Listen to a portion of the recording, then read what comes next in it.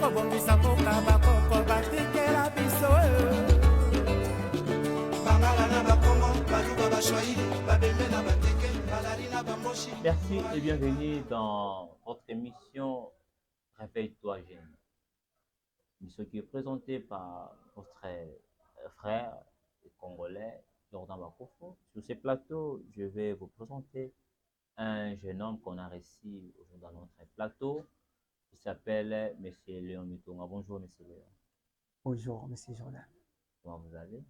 Je vais bien par la grâce du Seigneur. Je suis très fier de vous recevoir dans notre plateau. Est-ce que tu peux te présenter? Parce que c'est toi qui es mieux placé à se présenter. Qui es-tu? C'est quoi? Merci beaucoup. Je suis Léonard Mitangu, un jeune étudiant à l'IFASIC. Je suis là en même temps entrepreneur. Nous travaillons aussi à notre structure, une entreprise de presse, Evelyne Groupe Service, travaille comme étant aussi membre dans cette entreprise. Ok, Monsieur Léon, en même temps étudiant, en même temps entrepreneur. Comment tu fais? Comment tu gères en même temps les études et les affaires? Ah oui, c'est normal, hein? Chaque chose en son temps. Il y a un temps, tu es à la fac, il y a un temps où tu travailles. Il faut toujours que ça marche de pair. Mais tu es congolais. Tu es sûr des réalités qui se passent dans notre pays Congo et dans notre ville de Kinshasa. Comment? Parce que partout il y a la jeunesse, partout dans le monde il y a la jeunesse, il y a des jeunes, mais dans notre pays apparemment les jeunes se plongent trop. Il n'y a pas de travail, il n'y a pas d'emploi, il n'y a pas de boulot, même si des petits jobs là, mais ça ne paye pas bien. Comment vous sentez ça, pas d'entrepreneur? Bon, en fait, moi, je dirais, tant jeune et aussi congolais, comme je peux dire même des pères et des mères, comme on le dit toujours, Okay. Ça me fait mal. Nous sommes une jeunesse abandonnée, comme je peux le dire. Donc, c'est une jeunesse qui n'est pas vraiment prise en charge. En réalité, je ne sais pas dans d'autres pays, mais ici, chez moi, au Congo, on a l'impression comme si le jeune sont l'avenir de demain, comme si c'est un slogan, hein, un slogan. Mais comment cette jeunesse sera l'avenir de demain si elle n'est pas prise en charge, si elle n'est pas bien orientée, bien formée, bien encadrée? Quand je dis nous sommes abandonnés ou isolés, pourquoi? Parce que en réalité, aujourd'hui, dans notre pays, ce ne sont que de vieux qui règnent. Quelqu'un qui était ministre depuis l'époque de Kassavoubou jusqu'à aujourd'hui, il travaille. Alors que nous, les jeunes, on étudie. Le temps d'aller dans des facs et tout, on dispose de nos temps. On étudie pour devenir l'avenir de demain, comme on le dit. Mais en réalité, tu viens là, un papa qui est assis, qui a fait 5 régimes et tout, il est toujours là, il règne. Maintenant, à la place de la jeunesse. Non, mais le problème pour travailler, ça demande aussi la compétence, apparemment. Mais dur que la compétence, pas, non. mais des fois dans notre pays, on demande 5 ans d'expérience, 10 ans. Comment vous trouvez ça? Non, c'est pas d'abord question de la compétence. Si c'est question de la compétence, moi, je ne suis pas sûr que tous ces vieux-là, nos vieux, nos papas qui travaillent, ils sont vraiment intelligents que les jeunes. Je dis non, il y a des jeunes qui sont intelligents, qui sont capables, qui ont aussi des capacités intellectuelles. Mais le problème, c'est la mauvaise foi, comme je dirais toujours. Parce que nous sommes là. Est-ce qu'on introduit des demandes ou pas? On les fait. Est-ce qu'on cherche le travail ou on ne cherche pas? On les fait. Nous cherchons le travail. Mais le problème, c'est qu'on ne nous accorde pas ces opportunités. Tu vois? Donc, nous sommes abandonnés. Et je me pose même la question. Que fait le ministère de la Jeunesse? Le ministère de la Jeunesse. Le budget loué à la jeunesse. Ça apporte quoi? Ça fait quoi? Mais tu demandes les opportunités en même temps, il y a des réalités qui se passent dans notre pays, ils sont ignorés. À faire bomber, à faire couler. Non, mais comment les jeunes, nous ne sommes pas conscients, si je peux dire, nous ne sommes pas conscients de notre état, de se préparer. Mais on va toujours voir ces vies-là entrer des réunions.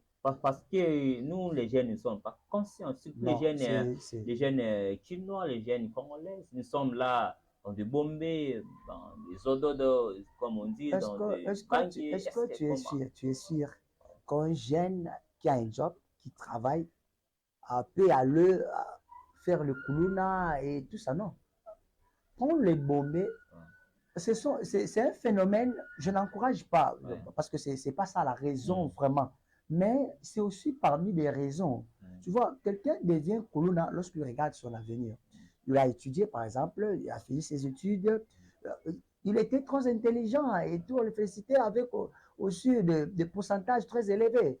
Mais à sa grande surprise, on voit un fils d'un ministre, un ministre qui est là, quelqu'un qui est député national, le suppléant, c'est sa fille, son fils. Toi, tu as tes capacités intellectuelles, tu as étudié, mais tu es là toujours manipulé, utilisé lors de la propagande, des campagnes électorales et tout. Mais en réalité, il n'y a rien. Il n'y a pas de travaux ici au Congo. Ça, on doit se le dire. Maintenant, moi, ceux qui travaillent au Congo ne sont pas bien rémunérés. Regarde comme quelqu'un qui travaille chez les Chinois, les Indiens, les Pakistanais et tout. Quelqu'un qui travaille de 6h à 17h, mais on les donne 4 000 francs à la fin. 4 000 francs, ça je te dis, hein, 4 000 francs. Mais le gouvernement congolais, est-ce qu'ils sont au courant ou pas? Mais ils sont au courant, ils savent. Parce que à l'époque, au Katanga, je suis précisément à Lubumbashi, quand Moïse Katumbi était gouverneur et tout, il y avait des prix fixés. Pour un Congolais, quelqu'un qui travaille chez un Indien doit toucher autant. L'État doit s'imposer. L'État doit se faire remarquer. Hein? Nous sommes une jeunesse abandonnée, ça c'est vrai. Donc nous sommes importants ou utilisables que pendant la période électorale. Quand vous encouragez l'histoire des bombés, c'est dit que non, nous sommes abandonnés. Maintenant, vous êtes abandonné à cause de ça que vous êtes livré dans tout ça parce que vous êtes abandonné. Non, je n'encourage pas ça. La jeunesse doit prendre conscience. Ce n'est pas parce que le gouvernement ne vous engage pas et que le gouvernement ne crée pas des entreprises qu'on doit aller faire du colonna, prendre des bombes, quoi qu'il en soit. Non. Parce que nous, on se bat. Nous, on est jeunes. On n'est pas aussi le fils des ministres, quoi qu'il en soit. On se bat, on étudie et en même temps, on s'efforce. On commence dans les néants, mais un tout petit peu avec Dieu, ça marche. Hein? On doit débuter à faire quelque chose. Commencer d'abord, oser, s'imposer. À des fois, si le jeune s'impose, tu verras que la situation du pays, bon, quelqu'un qui travaille, qui touche déjà $100 de son côté, il va plus raisonner à ça. Maintenant, même si les jeunes touchent $100, il ne faut pas oublier quelque chose qui se passe dans notre ville, surtout dans notre ville de Kinshasa. Les samedis, il y a quelqu'un qui touche un $100. Il travaille depuis lundi jusqu'au samedi. Et puis, du coup, dimanche, je ne sais pas, il part quelque part pour bouffer son argent. Et puis, un jeune Congolais qui dit que non, c'est 4 000 et donc, pour lui, est-ce que... Bon, dis-moi d'abord, qu'est-ce qui est à la base de la destruction? C'est aussi un problème d'éducation. Tu vois, c'est un problème d'éducation. La famille dont le jeune en question naît. Parce qu'une famille bien éduquée, une famille qui arrive à prendre les responsabilités à main, je ne vois pas comment ses fils ou ses filles peuvent devenir kuluna, prostituées, quoi qu'il en soit. Je sais que ce sont des phénomènes qui arrivent, oui, dans tous les pays du monde, ça existe. Il y a des criminels, même aux États-Unis, partout. Mais ici au Congo, c'est de trop. Pourquoi? Parce que d'abord, dans nos familles respectives, on n'arrive pas à assurer, les parents n'assurent pas leurs responsabilités. Pourquoi? Parce que même les parents là ne sont pas aussi bien payés, tu vois. Un parent qui n'arrive pas à prendre charge, bien soin de sa propre famille, les enfants. Quel est l'avenir de ces enfants? Il ne faut pas dire que non, peut-être les parents ne sont pas payés. Parce qu'il y a ceux-là, leurs parents aussi ne sont pas payés, mais ils se respectent quand même. Comme toi là, je ne crois pas que votre papa est ministre. Mais en même temps, tu es dans les études, tu es dans des business. Ce n'est pas de la magie. C'est ce que je dis, c'est une question de conscience. On doit prendre conscience de comprendre que je suis né dans une famille pauvre ou dans une famille non titrée. Mais au travers moi, ma famille peut aussi s'adopter un titre et un nom. C'est comme ça. Tshisekedi n'est pas né Tshisekedi. Ouais. Il était ce qu'il était, mais au travers de Tshisekedi, aujourd'hui, on parle de sa famille. C'est-à-dire qu'on doit toujours s'imposer dans certains domaines. Quand on est jeune, on regarde, on sait que la famille dont je sors, c'est une famille qui n'est pas stable. Alors, ce que je dois faire, c'est bosser, dire. Bosser, dire comment même le paix là que tu touches, et la conscience de comprendre que non, le paix ici, si j'arrive à bien gérer ça, ça peut aussi aboutir à quelque chose demain. Maintenant, quand tu parles des problèmes de la conscience, maintenant pour toi, c'est quoi les remèdes? Que faire pour conscientiser les jeunes Congolais? Bon, c'est un travail, c'est un grand travail qu'on doit faire, oui. Les journalistes, et vous comme les Juste journalistes, proposer 2 ou 3 astuces pour... d'abord vous les journalistes, Ouais. vous avez cette responsabilité aussi de Ouais. conscientiser, de mobiliser la masse à comprendre leur rôle. C'est à vous, ça revient à vous parce que vous êtes des éducateurs de masse. Donc vous êtes là, vous devez faire des campagnes, vous devez tout faire pour conscientiser la jeunesse et aussi dans nos églises. Nos pasteurs ont vraiment certaines responsabilités. Ils ont aussi des rôles à jouer dans leur prédication et tout. Et aussi dans les universités. C'est pareil. Donc, chacun aussi, nos familles d'abord aussi, doivent aussi prendre conscience à ça. Et nous-mêmes, nos jeunes, on doit se regarder en face. Non, regardez, celui-ci, on est même âge. Il n'a pas fait, c'est pas la magie, il n'a pas touché au fétiche pour devenir ce qu'il est. Ce que moi aussi, je peux commencer quelque part pour arriver quelque part. Alors, pour commencer quelque part, là, ça ne demande pas avoir $100, $200. Non. Il y a des jeunes qui ont commencé avec 5 000 francs. Si tu n'as pas 10 000 francs, mais avec les 5 000 francs, vends même de l'eau avec les 5 000 francs. Tu peux créer aussi les arachides, tu vends ça et tout. Ça peut, donc, tout fait nombre, comme on le dit toujours. Dire que tu as $100, tu prends tout ce que tu prends là et demain, c'est toi qui critiques les pays. Ça, non? Le pays a un rôle à jouer, comme le gouvernement a un rôle à jouer. Nous aussi, les jeunes, nous avons un rôle à jouer. C'est quoi le rôle à jouer? C'est prendre conscience de dire que non, nous devons aussi apporter notre soutien au pays. Nous devons, au travers de nos capacités, mettre ça en place pour l'évolution. Maintenant, dans notre pays, il y a que la succession des problèmes. Bientôt, là, c'était l'affaire kidnapping et du coup, là, affaire Kuluna, ça déborde toujours, ça exagère. Maintenant, votre mot. Bon, moi, je pense que pour éradiquer totalement le phénomène Kuluna, l'État doit s'imposer, doit se faire remarquer. S'il y a la présence de l'État, sache qu'il n'y a personne qui est au-dessus de la loi. Maintenant, la présence de l'État, il y avait des Kaba ici, mais nous avons vu à l'époque, non, à l'époque avec Kanyama, il y avait un respect qui s'est imposé avec l'opération Likof.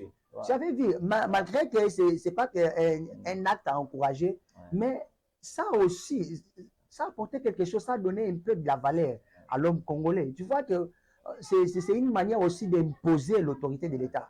Tu vois, donc l'État est capable de tout faire pour assurer la sécurité et redresser cette jeunesse. Oui, c'est facile, c'est possible à le faire. Donc l'État doit renforcer ses capacités, sa présence sur toute l'étendue du territoire national. Parce qu'ici, on parle de Kinshasa, mais dans d'autres provinces aussi, c'est grave. C'était Kuluna ici, mais on a eu l'affaire Mobondo. L'affaire Mobondo, à l'est du pays, ce n'est pas seulement les Rwandais qui tuent. C'est entre nous aussi, Congolais, les jeunes.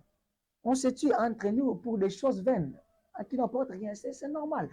Donc, nous devons tout faire pour assurer. Et c'est possible, je suis sûr qu'avec peut-être le deuxième mandat du chef de l'État, il y a peut-être... Merci beaucoup. Quand tu dis peut-être là, c'est avec des points d'interrogation, mais espérons que ça va. Merci beaucoup. Je me rappelle que sur ce plateau, je reçois un jeune homme, jeune étudiant et entrepreneur, Léon Métan, jeune comme les défis Papa Titi nous a dit, prenez-vous en charge. Oui. Soyons conscients, nous sommes jeunes, l'avenir du pays. Et M. Léon, dernière question avant de clôturer. L'apport de l'Église à la jeunesse. En réalité, l'Église a un rôle à jouer très important, un grand rôle. Pourquoi? Parce que dans nos prédications, L'Église a une mission d'aller chercher des brebis perdues. Donc, partout, l'Église doit s'imposer, doit se faire remarquer au travers de l'évangélisation, partout. Conscientiser le jeune au travers des campagnes. Des messages doivent être bien précis, des messages de valeur. Ce n'est pas seulement tu iras en Europe, tu feras ça. Non, dites aux jeunes, dites aux jeunes ce qu'ils doivent faire. Hein, ce qu'ils doivent faire. Des motivations, l'Église. C'est pas seulement au combat là, tu iras, tu feras. Non, c'est pas seulement à l'Europe qu'il y a la vie. Parce que Dieu nous a envoyés sur terre, sur la terre. Donc partout, oui, on a le droit de voyager, d'aller, quoi que ce soit. Mais ici au Congo, il y a l'argent. Ici au Congo, c'est probable que quelqu'un devienne riche. Et d'ailleurs, les Européens veulent venir ici pour s'enrichir. Mais nous, on doit enseigner à la jeunesse congolaise de travailler. Parce que même la Bible dit la valeur de quelqu'un, c'est le travail. L'homme mangera sa sueur, sur la sueur. Alors, il faut apprendre aux jeunes de travailler. Bosser dur, il y a un temps pour prier, il y a un temps pour chercher, il y a un temps pour étudier. C'est ça. Maintenant, nous sommes les éducateurs de la masse, mais ce qui m'étonne dans notre pays, bon, là, je ne sais pas si c'est Sokoda ou si c'est la SASUR qui autorise des chansons, Tikatomi Anabiso, Nakufa, tout ça. Comment tu trouves ça? Comment tu trouves ça avec des chansons un peu bizarres là? Mais c'est ça, non? Le ministère de la Culture, avec le service de Sokoda et toi, des censures et autres. Ce sont eux qui ont cette responsabilité, non, de veiller. Parce que ce quelle chanson, le message, le chant, son importance ou sa valeur au travers les textes. Même la diffusion des clips, la conception de leurs clips, quand tu regardes ça. Il y a tout aujourd'hui, il y a à boire et à manger. Hein? C'est bizarre, mais ce qui m'étonne, ça passe, et même dans des traces, ça passe, mais quelles sont les leçons qu'on est en train de donner à la jeunesse? Mais je félicite rapidement notre grand frère Christian Bousseni qui a interdit notre série Les Bachelons. Mais c'est Christian, il a interdit ça, que ça passe plus dans les chaînes locales. Mais ça ne se limite pas seulement à cette série. Là c'est moi, je félicite monsieur. Oui, il faut aller aussi trop loin, il faut aller. Et d'ailleurs, c'est eux-mêmes les responsables d'abord. Les hommes de médias, vous les hommes de médias, et aussi nos autorités. Quand tu passes dans les différentes télés, hein, leur message qui passe à la jeunesse, leur comportement, comment ils se comportent. Aujourd'hui même, on est victime de tribalisme, de traîtrise, quoi qu'il en soit. Pourquoi? Parce que d'abord, ceux qui nous gèrent, ceux qui nous gouvernent, ce sont eux qui sont à la base de la séparation. On ne vit plus dans l'unité. Comment je peux te conseiller si on n'est pas ensemble, si on n'a pas cet amour? Aujourd'hui, un Congolais peut voir son frère souffrir et il passe. Pourquoi? Parce que nos aînés, nos autorités nous apprennent ça.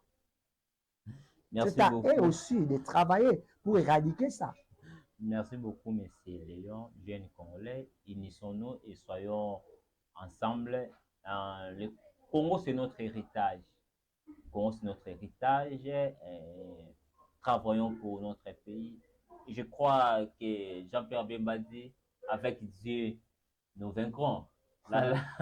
Là, je suis pour ça qu'avec Dieu, nous vaincrons. Nous sommes déjà à la fin de notre émission. Nous disons merci à notre jeune Léon Mitango d'accepter notre invitation de parler aux jeunes Congolais, aux jeunes Quinois, de se réveiller parce que c'est notre émission par de rêver. Réveille-toi jeune. Il y a des jeunes qui dorment encore. Nous sommes déjà en 2024, 2023. Tu as joué, tu as misé maintenant 2024, 45 secondes pour clôturer. C'est toi qui vas clôturer ces instants. Merci beaucoup, merci pour l'invitation. Je suis tellement ravi, le plaisir est partagé. Alors, si je donne un message à notre jeunesse, nous sommes jeunes, nous avons une responsabilité à jouer dans ce pays.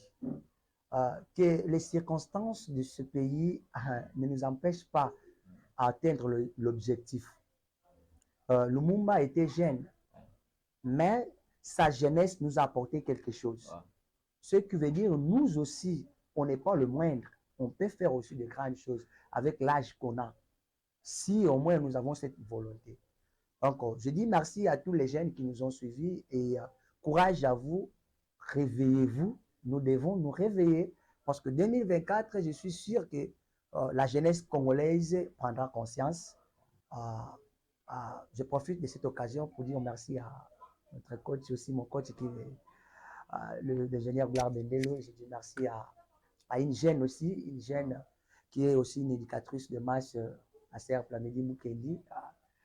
Soyons forts et travaillons pour l'unité et l'émergence de ce pays. Merci beaucoup. Je profite pour saluer M. Anthony Kake. C'est aussi un révolutionnaire. C'est un jeune. Je salue Madame Adassia, sans oublier mon pasteur Jérémy Kazadi, sans oublier mon équipe de presse, sans oublier l'ingénieur Baptista, qui est derrière la caméra. Merci beaucoup. Nous vous donnons rendez-vous au prochain numéro. Nous vous aimons beaucoup.